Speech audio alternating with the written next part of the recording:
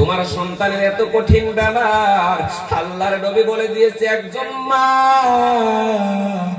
মাহে রমজান মাসের ভিতরে যদি চিহুরির টাইমে তুলে দিয়ে সন্তানদেরকে এবার ইফতারের আগে মা যদি সন্তানের জন্য চোখের পানি ছেড়ে দেয়, আবার আল্লাহ এত খুশি হয়ে যায়। আল্লাহ বলছে মার চোখের পানির জড়িয়েতে সন্তানদের হায়েত পর্যন্ত আমার আল্লাহ বাড়ায়া দেয়। বলুন সুবহানাল্লাহ। এবার মায়ের চোখের পানির জড়িয়েতে সন্তানদের শরীরের ভিতরে যদি কঠিন কঠিন বেমার থাকে রে মুসলমান, আল্লাহ তাআলা মায়ের চোখের পানির জড়িয়েতে সন্তানদের বেমারে তিনি আমার আল্লাহ সেবা করে দেয়। সকলেই বলুন আমিন। 3 নম্বর, মা বোনেরা ভালো করে শুনে রাখেন, তোমার শরীরের ভিতরে যদি লজ্জা ইসলাম না থাকে রে মা, তোমার পায়ে ধরে বলছি রে বা, এরকম ধর্মীয় জলসার দরকার নাই, জামাতে তাবলীগ করার দরকার নাই, কোন পীরের হাত ধরার দরকার নাই রে মা। আল্লাহর নবী বলে দিয়েছে একজন দাউদ এই কাশিয়াবাড়ি অঞ্চলের ভিতরে মা বোনদের ভিতরে যদি আল্লাহ গঠন করে থাকে রে মা, তোমার জরিয়তে হাজার হাজার পুরুষেরা জাহান্নামের ফয়সালা হয়ে যাবে রে মা।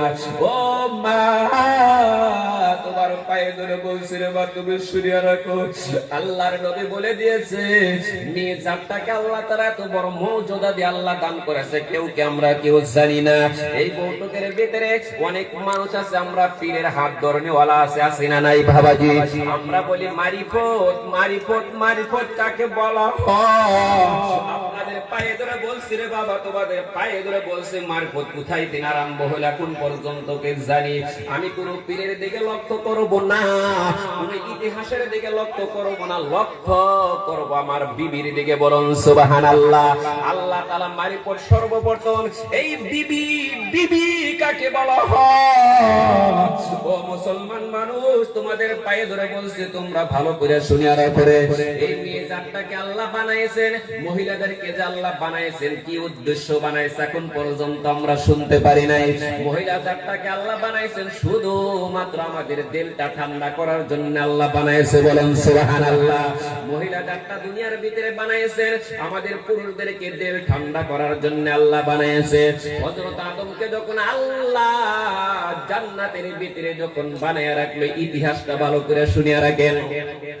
সূরা বাকারার মধ্যে রয়েছে আল্লাহ তাআলা যখন হযরত আদম আলাইহিস সালামকে জান্নাতের ভিতরে বানায়া রাখলেন, জান্নাতের ভিতরে বানা রাখার পর হঠাৎ করে আদমের জান্নাতের ভিতরে ভালো লাগে না। এ দোকানদার বাবা, বিসমিন বাবা, চাকরিওয়ালা বাবা, তোমাদের পায়ে ধরে বলছি রে মুসলমান শুনিয়া রাখো, যদি আমার শরীরের ভিতরে আমার মাথার ভিতরে বিশাল বড় একটা টেনশন ধরে যায়, এমন একটা বিজনেস চালাইছি, বিজনেসের খাতিরে দেখেন আমরা হিসাব মিলাইতে পারি না, সারাটা রাত আমার চোখে ঘুম ধরবো কি বাবা? না না, আদমের যখন ভালো লাগে না, টেনশন ধরে গেছে, কি জন্য টেনশন করে নিজেও বুঝতে পারে না রে বাবাজি। জান্নাতের ভিতরে রং তামসা, জান্নাতের ভিতরে ফল পড়ছে এত সুন্দর, বিছানার ভিতরে তিনিদের ঘুম ধরে না। হযরত জিবরাইল বলে হুজুর আপনি কি জন্য জান্নাতের ভিতরে থেকে দেখে এমন জান্নাতের এইদিকে একবার আইছেন, ওইদিকে যান, আপনার শরীরে কেন ভালো লাগে না? আদম বলে জিবরাইল রে, আমার শরীরের ভিতরে যে কি জন্য ভালো লাগে না আমি নিজেও বুঝতে পারি না, এক আল্লাহ জানে।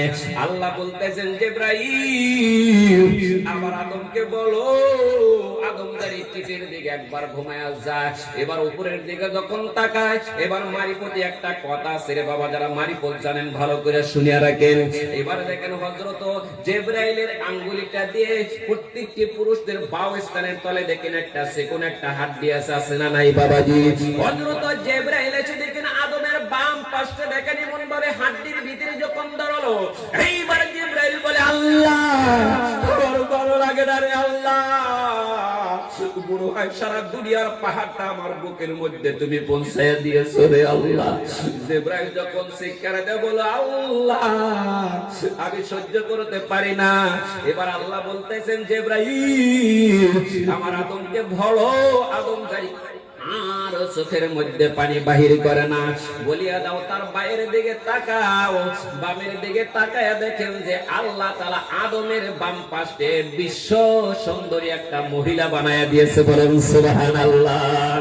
এইবার বাবাজি ভালো করে শুনে রাখেন, আদম দেখেন জান্নাতের ভিতরে ফল, জান্নাতের ভিতরে পরশি কত সুন্দর বিছানা, এইবার আদমের জান্নাতের ভিতরে ভালো লাগে না রে বাবা। আদমের খালি চোখ চলে যায় হাওয়ার ঠোঁটের মধ্যে, আদমের চোখ চলে যায় হাওয়ার ভুমরার ভিতরে, আদমের চোখ চলে যায় হাওয়ার বটির মধ্যে। কারণ জিনিসটার ইবলিস এবার মনে মনে চান্স করলো, আল্লাহ এই আদমকে অনেক দিন ধরে জান্নাত থেকে নামাইতে চাই, এইবার আমার চান্স। হাওয়ার রগে রগে ঢুকে এইবার দেখেন হাওয়ার দাঁড়ায় দেখেন আদমের মুখে গন্ধম খাওয়ায় দিল না নাই বাবাজি।